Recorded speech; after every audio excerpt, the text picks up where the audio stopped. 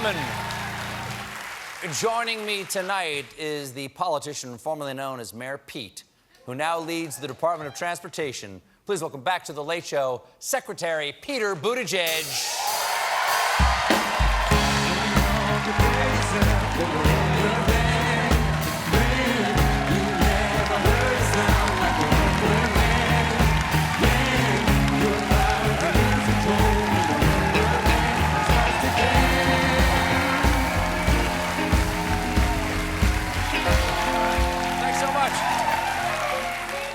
It's nice to see you again. It's nice to be back. We got a chance to talk a few times over the campaign of 2020.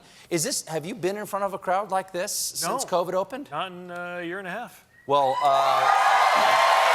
there's no better crowd. There's no better crowd.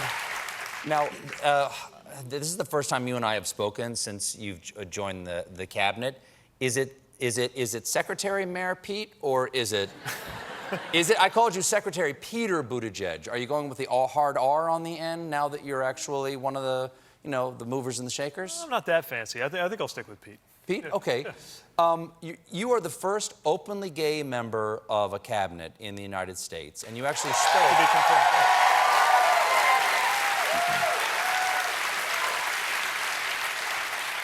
confirmed. You spoke at a White House Pride Month event, and I'm just curious, what was the message that you wanted to convey to the people there who were listening, and what do you want people to understand about what this milestone means?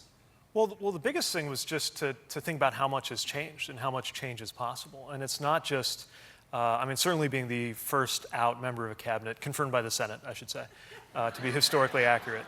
Mm-hmm. But, it wasn't that long ago. If you look at the 50s, there was a historical episode called the Lavender Scare. You couldn't even be a bookkeeper or an astronomer in the federal government without your job being at risk if you were gay.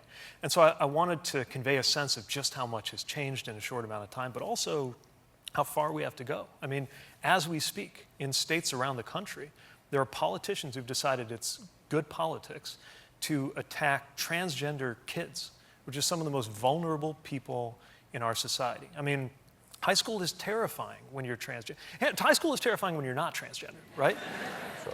And these kids have the courage to be who they are, and they just want to be accepted and go to the bathroom like everybody else and play sports like everybody else and live. And the really dangerous thing is if you have people in positions of responsibility going around whose position basically is that transgender people don't exist, some young people will hear that message as one that transgender people shouldn't exist. And some of them will believe it. What do you mean? I haven't heard that argument. There's no such thing as... Right. As if you think about it, that's what their argument boils down to, right?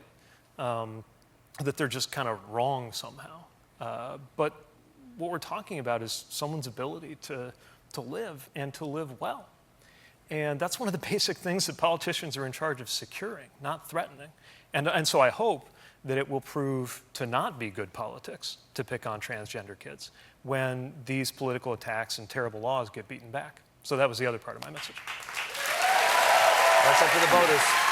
It's up to the voters to think about these decisions they're making.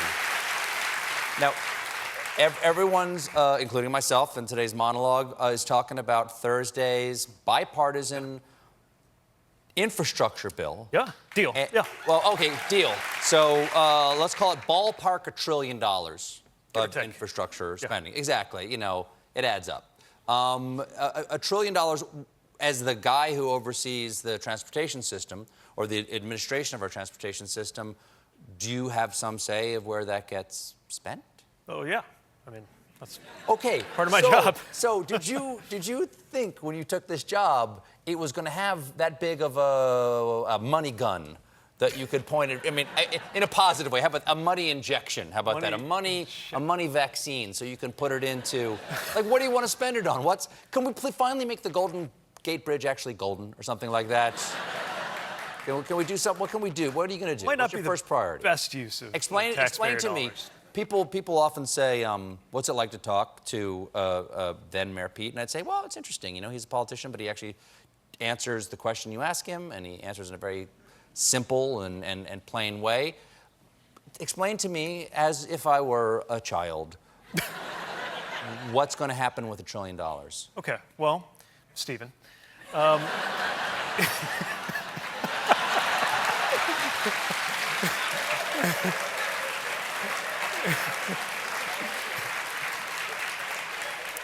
When you get $1.2 trillion, which is 1,200 billion dollars, which is 1,200,000 million.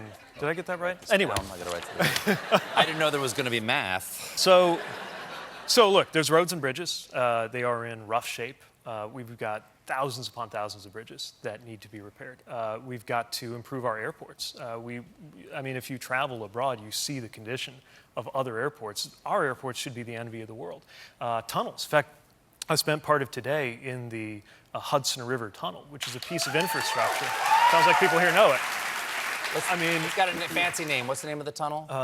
Hudson River Tunnel, part of the Gateway Project. Gateway Project, that's yeah. what I mean, Gateway Project. Yeah, so, I mean, the number of passengers, the number of train trips that go through this one tunnel, and if it failed, basically it would cripple the Northeast Corridor. It would be so destructive to our economy, you would feel the impacts, back in Indiana where I come from.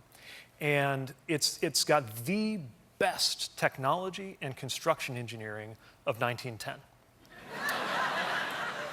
But we're depending on a 110-year-old piece of infrastructure. So fixing that tunnel, fixing the bridges that lead to it, these are examples of the kinds of things that we just haven't been willing to invest in as a country. And there are examples of that in small towns and big cities. There are examples of that in every part of the country.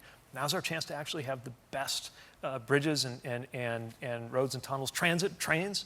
I mean, I always thought I was going to be the biggest passenger rail guy around, but in this administration, obviously I'm second place, but I'm trying to make it a close second.